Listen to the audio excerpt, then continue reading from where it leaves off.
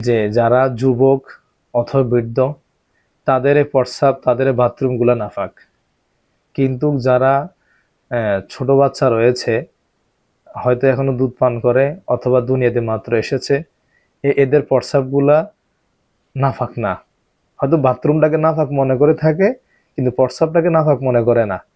যদি কোলে নেওয়ার পরে প্রস্রাব করে দেয়, ওরা ওই জামাটা পরে অনেকে নামাজ পড়ে ফেলে, অথবা অনেকে ওই জায়গাটা শুধু শুধু ধুতো করে তারপর নামাজ পড়ে ফেলে। ওদের থিওরি হলো যে ছোট বাচ্চা, ওরা এখন দুধ পান করে, ওদের প্রস্রাব নাফাক না।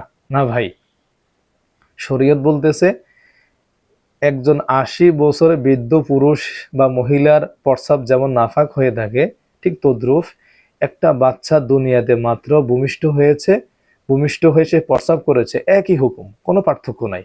এজন্য যদি কোনো প্রস্রাব বা বাথরুম যদি ১ পয়সা, অর্থাৎ হাতের তালুকে ছোট করলে মধ্যখানে যে একটা বৃত্ত চিহ্ন হয়, ছোট জায়গা হয়, এভাবে যদি একটা পয়সারও কিন্তু এতটুকু জায়গা হয়, একটা পয়সা পরিমাণ থেকে কম যদি প্রস্রাব লাগে, নাফাকি লাগে, তাহলে ওই জামাটার ওই অংশ ধৌত করে ফেললে পবিত্র হয়ে যাবে।